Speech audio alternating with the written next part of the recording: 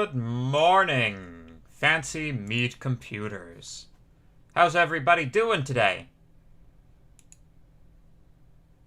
Hope you guys are doing okay. Doop-a-doop. Should move my mic in closer. Hello. That might be a little bit better. Pop, pop.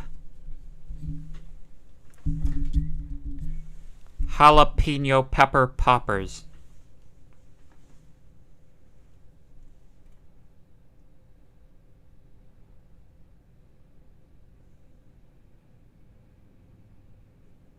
Okay, good. There's one. Also, she sells seashells by the seashore.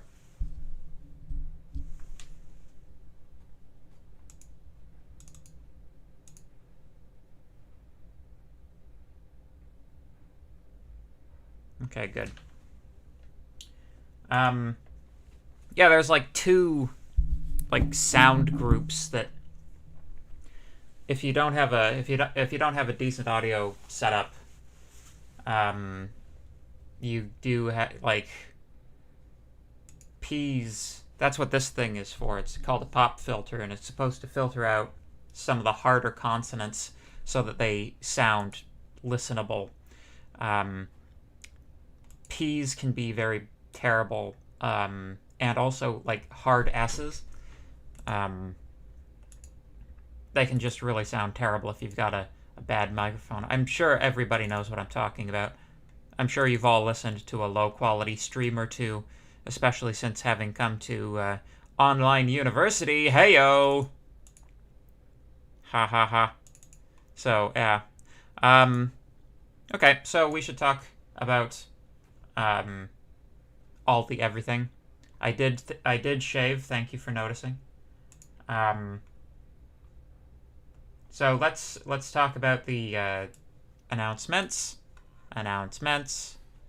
So, first, Manev's office hours have been moved to 5 p.m. on Mondays. So if you were going to see him at 11:30 yesterday, then I hope you showed up at 5 p.m. yesterday instead. I extended some due dates due to a certain amount of griping and complaining about how terrible this week is going to be for you guys because it's midterm season. So A2 is now due October 10th at midnight, and A3 is due October 17th at midnight. So enjoy the luxuriousness of those 2 full week extensions, and don't expect any more. Mark has just a reminder on posting code and how generally you should be careful when you do, because for those of you who are new to the whole university thing and have never experienced the ire of the academic integrity policy, I would caution you very, very cautiously that hold the phone. I'm clipping. What the heck, man? Come on. It's probably because I moved the microphone closer. I'm clipping now. There, that's better. Hopefully, you guys... Oh, that's still pretty... Okay. Hope. Shoop-de-whoop. Pop, pop. Pop, pop. Pop. There we go. Okay. Well, I wasn't quite clipping, but I was in the red zone. So academic integrity. You're probably familiar with this principle, but I will repeat it anyway. If somebody takes your work and cheats with it, then you're guilty too. Even if you were just showing them your work to, do I have question 3 right, do you think? And they're like, send me your file and I will take a look. And then they use your answer. You are also just as liable and guilty for academic dishonesty as they are, because it is your responsibility as the student to make sure that your solutions aren't publicly posted. It's your responsibility as the student to make sure that you maintain the data integrity with respect to your solutions. So if your solutions are publicly posted and then somebody uses them, then you guys are both like you don't have to know the person, you know. It's that's how it works, right?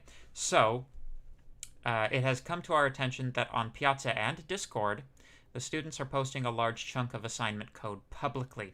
I need to remind you guys that the only code you should ever post is code relevant to your question. If your code is so broad that you need to post the entire block of code, then you need to ask this privately with a TA or pick a better question to ask. So let's see what the response rate is on Piazza, and to see if you have any excuses for using Discord.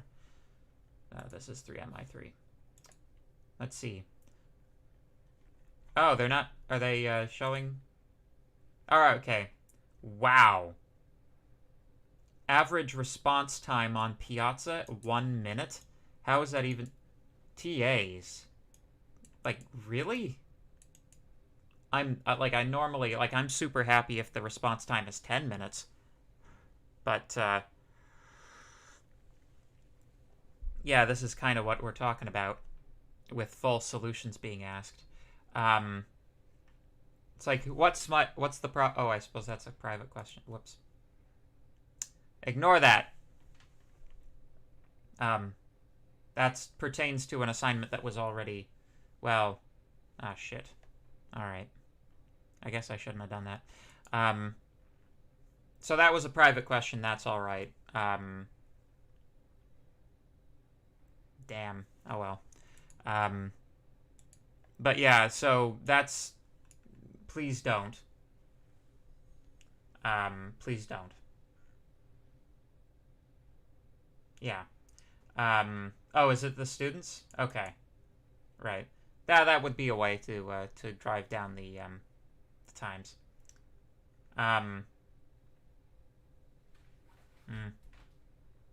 So, Professor, please tell us about exam dates. Yes, I'll get to that next once I've done this guy right here. So, tips and tricks. If statements. Just post the if statement. We don't need to see the code beginning or how it ends. You can post stuff inside the if statement. If it doesn't give away how the function ends, you aren't giving away answers. If something not related to the if statement is relevant, explain it outside of the code posted. That way the context exists without giving away answers. 2. Loops. You can post the block of code inside of the loop as long as it doesn't conclude the function. If you are returning an answer inside of the loop, that potentially gives away the solution to the problem, and we would prefer if you didn't. Again, you can message TAs privately. We are early in the course, so we are really hoping to stop this type of thing before we start punishing people for it. Remember, if someone takes your code, you are also equally at fault. Don't be the guy getting zeros on your assignments because you accidentally gave away too much code to others. Don't be that guy. And finally, our final announcement, mid-course review. Mark has set up a sort of survey of how the course is going so far. It's an opportunity for you guys to give us some feedback. Resources, surveys. There we go. Mid-course review. There we go. So that's just a little way for you to give us some feedback on how the course is going. Early enough that we might even be able to make some adjustments in accordance with what people are saying in the survey. See, the problem with the normal way of going about it with the course reviews, the course evaluations at the end of the course, which incidentally are the official ones that, you know, hiring decisions get made up based on and stuff like that, they come, like, in the last week or two of classes, which is way too late to be able to actually do anything about any of the feedback we get from them. And in fact, like, the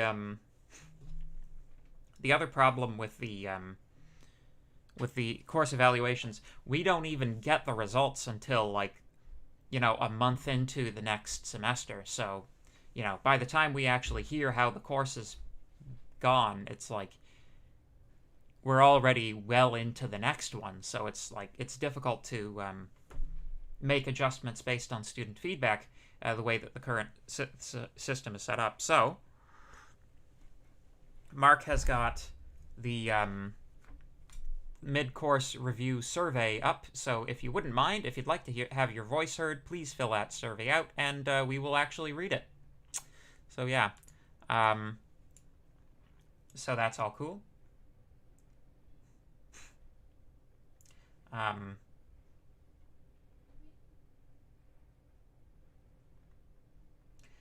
What if we just posted dummy code that has the same idea with the same problem as the actual code?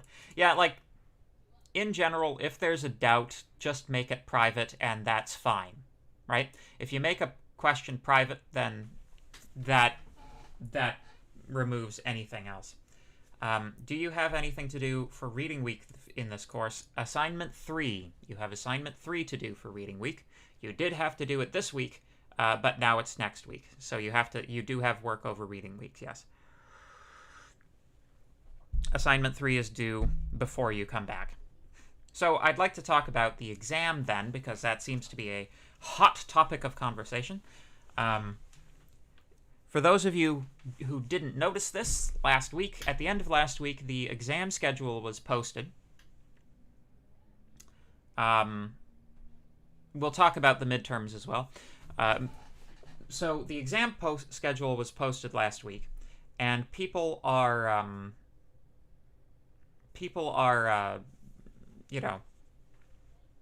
slightly dismayed because this course does have an exam, but the exam did not appear in the list of exams. So, basically, this is how it works, right? At the beginning of all this pandemic nonsense, when I had to start converting my courses to an online format rather swiftly, the problem, like, I was originally scheduled, like, in the winter of 2020 term, I was originally scheduled to have an exam, and I, like, converted the format to 24-hour online exams as opposed to the regular exam time slot. So, this seemed to work pretty well, and it was fine. Basically, I kept doing that, just sort of taking whatever day the registrar gave me and expanding it out to a 24-hour slot, until somebody complained, and then I was told by the administration that what I was doing was actually contrary to the relevant policies and procedures. So now I'm going to still do my my 24-hour take-home exam, but now I'm going to do it in compliance with the relevant procedures. And what compliance with the relevant procedures means in this case is I don't sign up for a specific exam time slot, but I get them to send me, I get the exam office to send me a report of who's got exams when, once the exam schedule comes out, and then I'm at liberty to find a time slot that works best for the entire class. Now that is tricky for this particular class because there's so many of you in so many different programs that it's like, unfortunately, no matter when I set the exam, there's going to be like at least 6 people in the class have an exam that day. But if you consider that, like, we've got people in this class from the business faculty, the health science faculty, the humanities, the social sciences, science in particular, and of course the comp sci people, like, we've got people from so many faculties taking such a broad array of courses that, if I can limit the number of people who have to write 2 exams in one day to 6 for a class that's like 250 people, then that's about as good as is humanly possible for me to do, right? That's as good as I can make it. But yeah, so essentially, I have the report from the exam office. I haven't yet set the dates for the exam. Uh, I haven't yet set the date for the exam because I've been busy with other stuff. But I will be at some point this week. I'll tell you guys in no uncertain terms when the exam is going to be. So.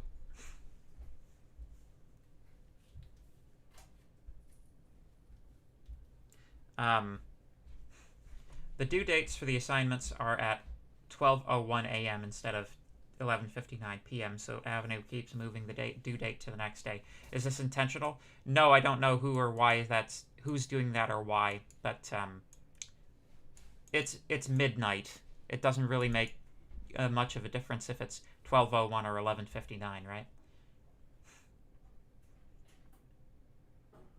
How will the final exam be held? Will it be just like the midterms? Yes.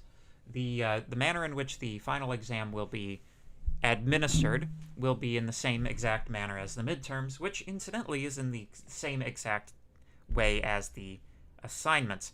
The primary difference between the exam and the assignments is the time limit. So, sounds like the baby's awake. So the way that the midterm works, since everybody's thinking about midterms this week, the midterm will open at 9 a.m. on the day of the midterm and will be open until 9 a.m. the next day. All of this according to Eastern Standard Time.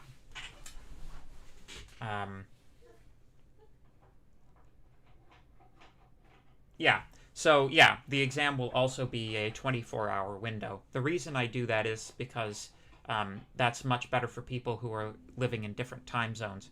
And, it makes sense to have a unified policy across all of the tests with respect to that. But, yeah, so... Yep. Let me just address some questions. Will there be office hours next week? I don't know. Maybe just online. I don't know if I'll be going into the university next week. I don't know. We'll see. If enough people want it, then yes.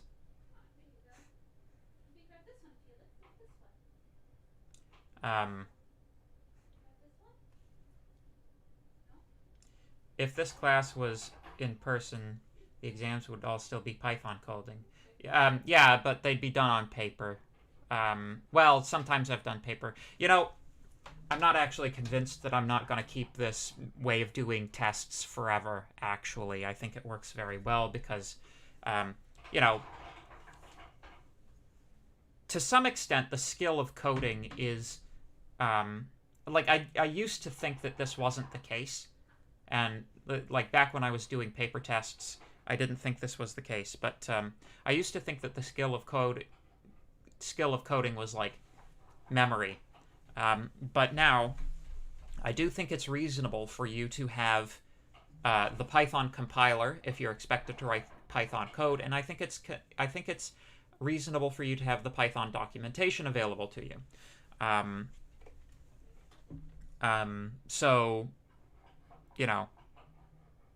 I like the take-home format better for coding tests. The tests go a lot more smoothly these days than they used to. Not to mention, everybody gets the benefit of us being able to write an autograder for them. So, yes. So we have certain time limits. Do the exam or midterm in a 24-hour time slot. Yeah, there's no, it's not like... So there's no time limit after you open the test or anything. It's not like you open the test, you get 2 hours or anything like that. It's like you get 24 hours to work on it. You get to work on it however long or however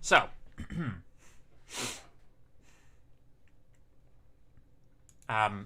for loops automatically initialize and increment the loop variable, thus avoiding certain classes of errors.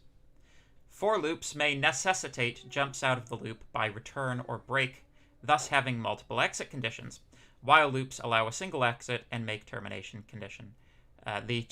condition explicit. For this reason, we avoid break and prefer a single return at the end of a function.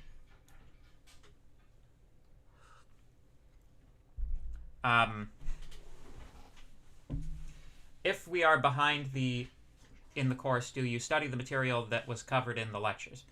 Generally, yes. Use the lectures to guide how much. The midterm is going to still be marked using the autograder, but we have ways of telling these things, you know. We have ways of telling if your solution isn't really a solution.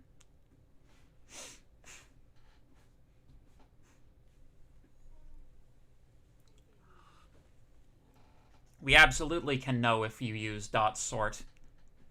Yes, we can. Yes, we can, my friends. We just have to be cleverer than you. That's all it is. So let's talk about structured data types. So we've talked about tuples. We've talked about strings. Now let's get into lists. Lists are very similar to tuples in many respects.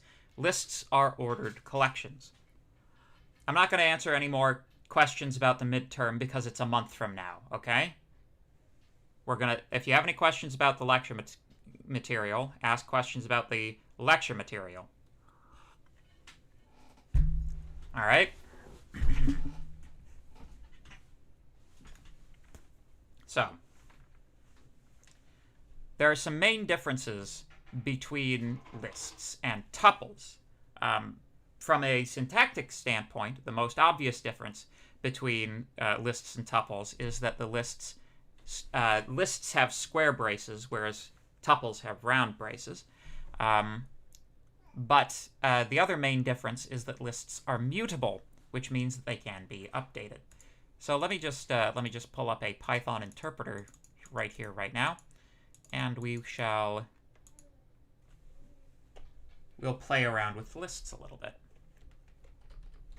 There we go.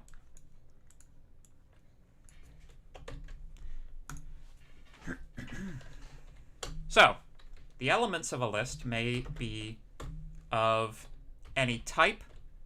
So you can have some floats in there, you can have a Boolean, you can have a string, you can even have lists within your lists, and that's actually a pretty important function of lists.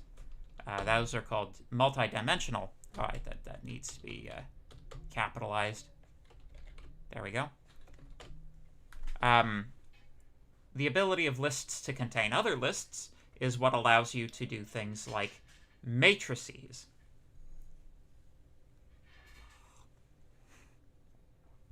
So what do we mean when we say that a list can be updated? Well, let's make a tuple version of our list. Right? There it is as a tuple. If we try to assign to element 1, for instance, we try to give it the value of stop asking me about the midterm, you'll see that we get an error. Tuple object does not support item assignment. So tuples are immutable. What that means is that you can't modify the values inside of a tuple after the tuple has been created. Single quotes or double quotes doesn't matter for typing strings in Python, right? Yes, that's correct. In Python, double quotes, single quotes doesn't matter. Both are the same thing.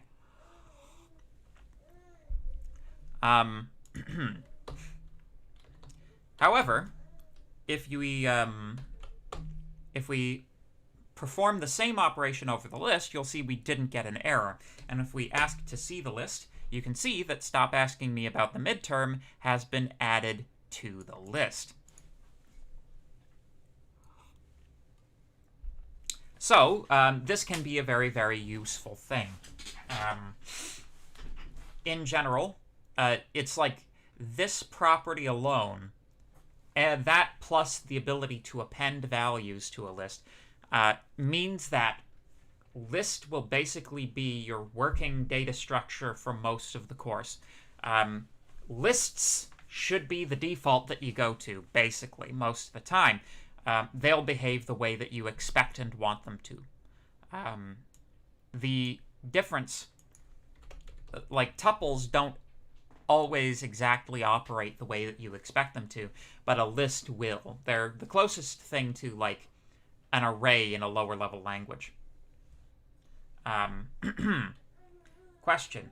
I thought that lists can only contain one type of variable, so why didn't it give you an error when you defined the list?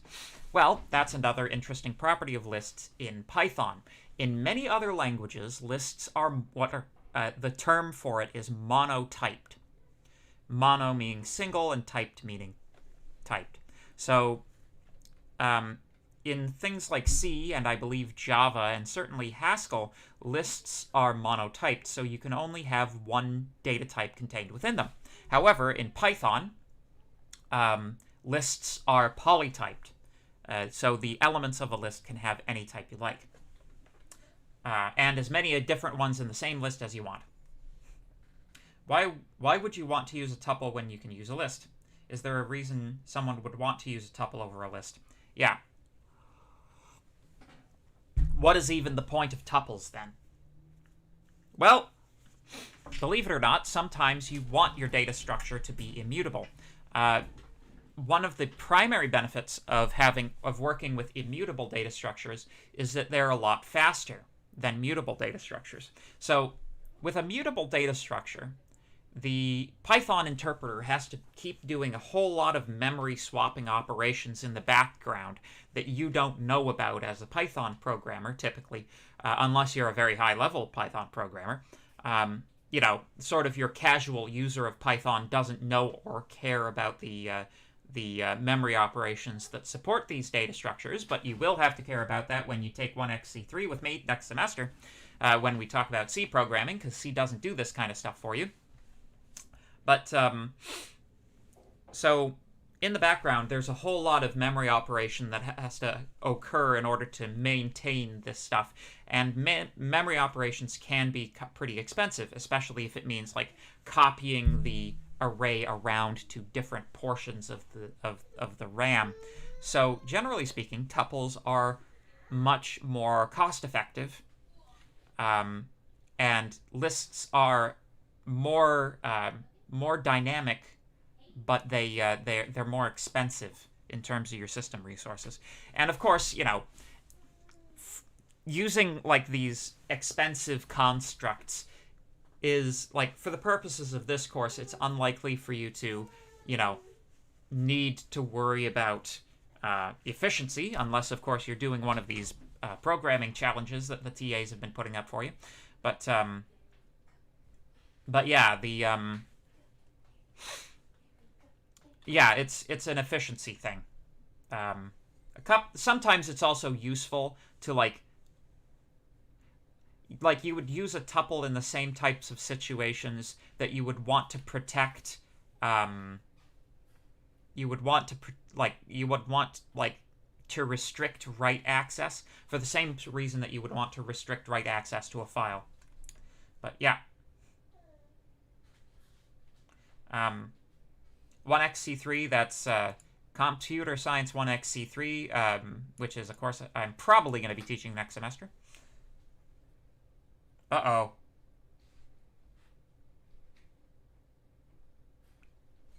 Is Dr. Anand teaching 1xC3? Oh, shoot. I haven't looked at the, I haven't looked at that, but okay. I'll take your word for it. Shoot. Well, that's the risk of being a sessional, I suppose. So. Oh, man. I was looking forward to teaching it, too. So, lists. Your operations over lists are as follows.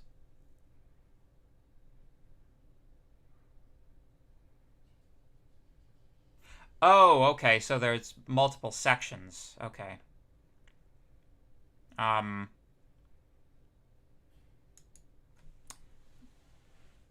We'll, you know.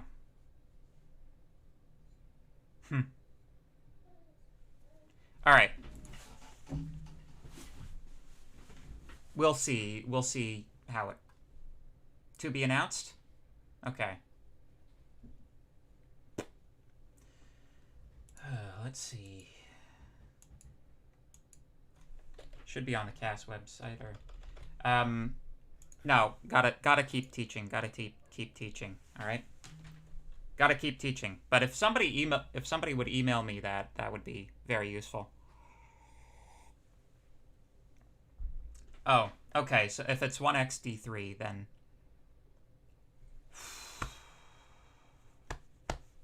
okay, good. I need that money. Okay. Woof. All right. I was like, oh my god, am I going to have to teach 2 new courses next semester? I don't know if I'll be able to manage it.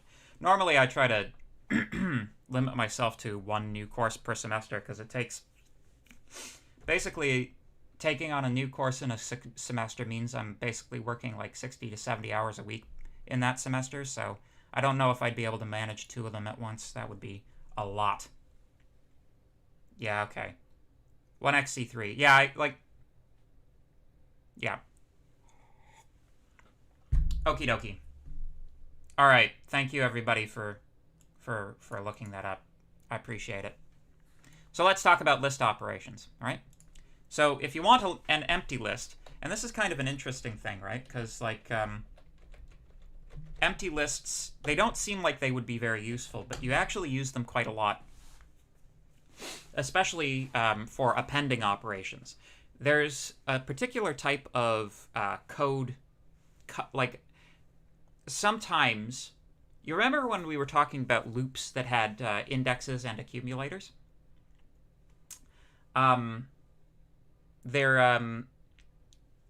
The accumulator, sometimes you're trying to take the sum, so your accumulator is something like an integer, or you're trying to take the product, or you know, it's some single variable. But sometimes the accumulator variable is something like a list. It's a data structure. You're trying to build up a a list or something that contains all of the elements that you're trying to produce. A great example of this would be something like generating like the Fibonacci sequence. So if I have a list L, or let's use fib, right? Let's say I put the first 2 elements of the Fibonacci sequence according to Mark Hutchison into there. And let's say I have I is equal to 0 while I is less than 20. Or actually, I would want I to be equal to 2 in this case. While I is less than 20, fib... I think I'm going to have to do fib.append fib at I minus 1 plus fib at I minus 2, I plus equals 1. There we go. And there you can see that generates the Fibonacci numbers up to the 20th Fibonacci number. So, you can see that it's possible to start with a small list and expand it with the values that you're trying to create. This is an append operation, and this is not possible with tuples. This is only possible with lists because they're dynamic. They're not static. So, with respect to lists, you get your standard indexing suite.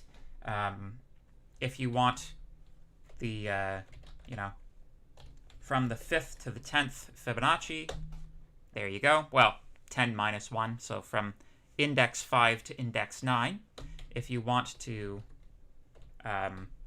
count by 2, there you go.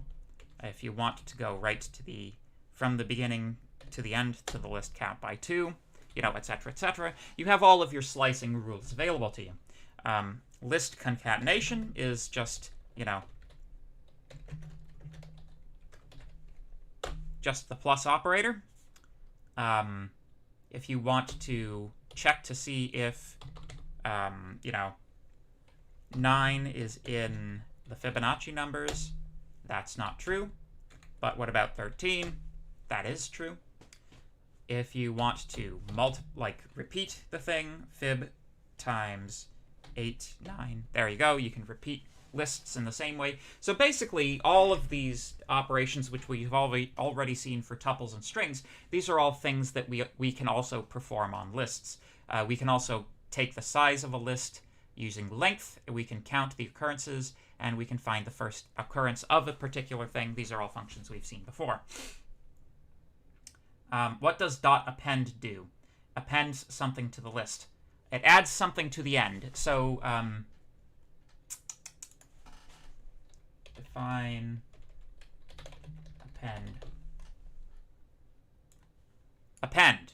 To add as a supplement or appendix. To fix to or attach. To hang or attach to as by a string so that the thing is suspended. That's not quite the meaning that we're going to be using. But yeah, generally speaking, append means to slap on the end, and prepend means to add to the beginning. What do the double colons do? So if you leave it, so it's a slicing operation, right? If you leave the first one blank, that means go from the beginning. So go from the beginning. If you leave the second one blank, that means go to the end, and then the third one is count by. So it's like blank blank 3 is from the beginning to the end, count by 3. There you go.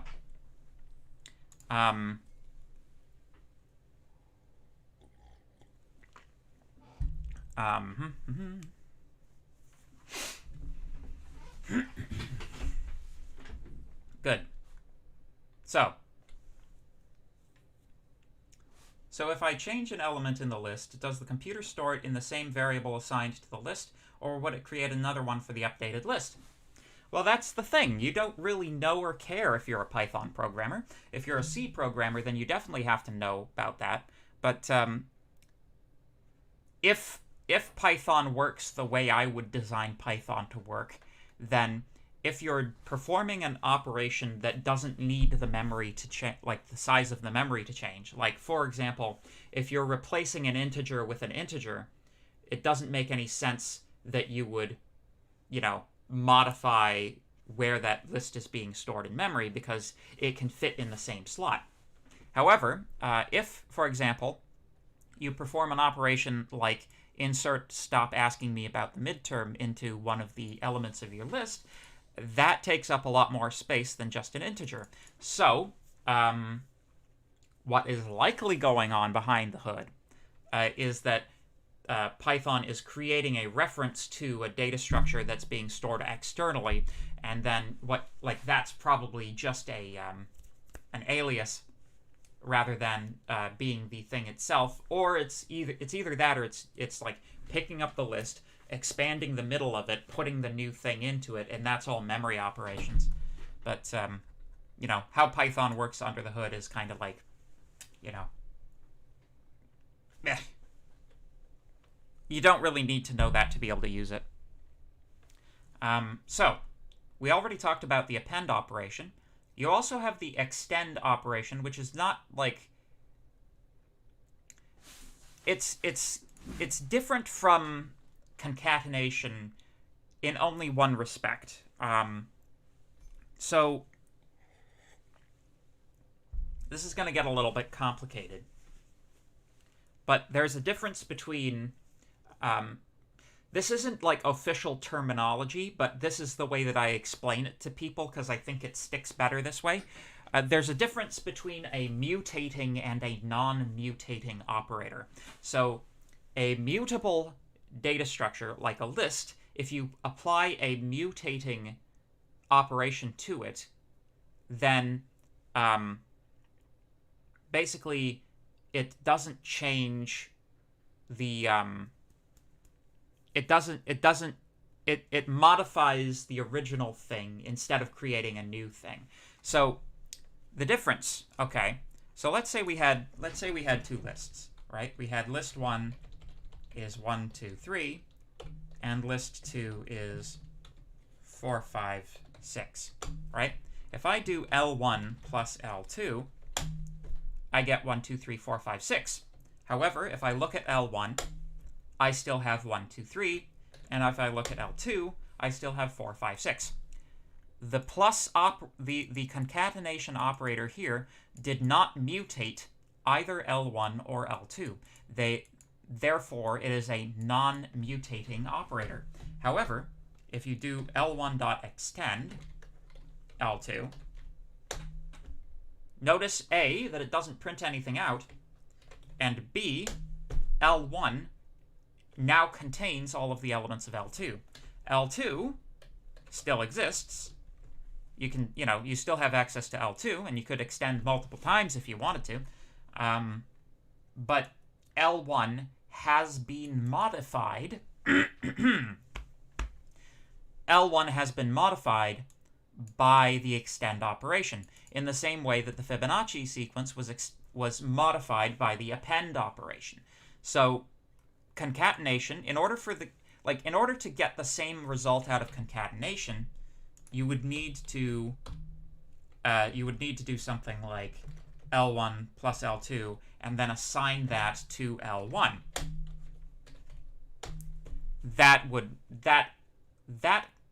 So what's really happening here when you use the plus sign operator is you're creating a new tuple in memory, right? It's a brand new instance, okay? And in order to capture that new instance and not have it sort of fade into the Ethereum, you have to then take that and assign it to a variable name so that you have a reference to it, unless you expect and want it to just kind of disappear. So plus is a non-mutating operation. It creates a new list that's unnamed. It's like a new anonymous list. And using the assignment operation allows you to assign that new list to a variable name. And if you pick the same variable name as it was before, then it looks like mutation, when in fact it's not. So extend and append basically do the same thing, except that extend takes a list and append takes an element. So if it's only one thing you want to put on the end of the list, use append, and if it's in a whole list of things you want to put on the end, use extend. But we also have, very quickly, insert, remove, pop, and reverse. So L.insert at index 3, the element potato, you can see that, yeah, that actually did work here. But I meant to do L1. You can see that potato has been inserted. So this is like an insert rather than an overwrite operation. It makes the thing bigger. If plus doesn't mutate a list, does that mean you can use it on tuples? Yes. So append can't work for a list? No, append works on lists. When I did the Fibonacci sequence, append worked on a list. Append doesn't work on tuples. Like if you have t, which is a tuple, t.append 1 is an attribute error. Tuple object has no attribute append. You can't append to a tuple, but you can append to a list. Very good. Okay, so that's time. I have another class that I need to get set up for, so I'll leave you there. Thank you very much for your time and attention, folks. And if you have any questions, I guess hold them for tomorrow when we meet again. And if unless it's about the midterm, in which case hold it until the end of the month, because that's when the midterm is. Take it easy, folks.